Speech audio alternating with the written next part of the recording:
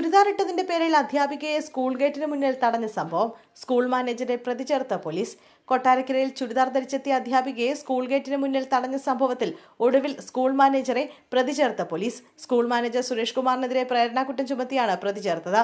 School പ്രഥമാധ്യാപികയായ Sindhu S നായരെ തടയാൻ സെക്യൂരിറ്റിക്ക് നിർദ്ദേശം നൽകിയതിനാണ് മാനേജർക്കെതിരെ കേസ്. സ്കൂൾ മാനേജർക്കെതിരെ കേസെടുക്കാത്തതിന് പിന്നിൽ ദുരൂഹതയുണ്ടെന്നും താൽക്കാലിക ജീവനക്കാർക്കെതിരെ മാത്രം കേസെടുത്തത് കേസ് ഒതുക്കി തീർക്കാനാണെന്നും സിന്ധു എസ് നായർ ആരോപിച്ചിരുന്നു. ദുർബലമായ വകുപ്പുകൾ ചുമത്തിയാണ് കേസെടുത്തിരിക്കുന്നതെന്നും താൽക്കാലിക ജീവനക്കാരനായ സെക്യൂരിറ്റിയെ പുറത്താക്കി ഒരു പുകമറ സൃഷ്ടിക്കുകയാണെന്നും സിന്ധു പറഞ്ഞിരുന്നു.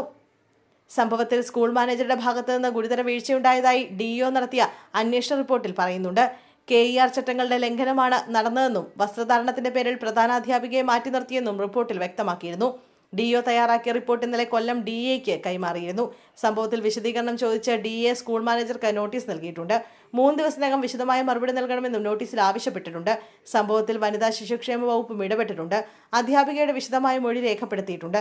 ഫെബ്രുവരി 4 രാവിലെയായിരുന്നു കേസിന് ആസ്പദമായ സംഭവം. ചുരിദാർ ധരിച്ചെത്തിയ പ്രധാനാധ്യാപികയെ സ്കൂളിൽ പ്രവേശിപ്പിക്കാതെ സെക്യൂരിറ്റി ജീവനക്കാരൻ തടയുകയായിരുന്നു. തുടർന്ന് പോലീസ് ഇടപെട്ട് അധ്യാപികയെ സ്കൂളിൽ പ്രവേശിപ്പിക്കുകയായിരുന്നു. School manager K. സുരേഷ് കുമാറിന്റെ നിർദ്ദേശപ്രകാരമാണ് അധ്യാപികയെ തടഞ്ഞതെന്നായിരുന്നു ആരോപണം. എന്നാൽ അധ്യാപികയെ തടഞ്ഞില്ല എന്നായിരുന്നു സ്കൂൾ മാനേജറുടെ വിശദീകരണം. വിദ്യാഭ്യാസ വകുപ്പിന്റെ നിയമം അനുസരിച്ച് അധ്യാപകർ ചുരിദാർ ധരിക്കുന്നതിന് വിലക്കില്ല. ഈ സാഹചര്യം നിലനിൽക്കെയാണ് അധ്യാപികയെ തടഞ്ഞത്.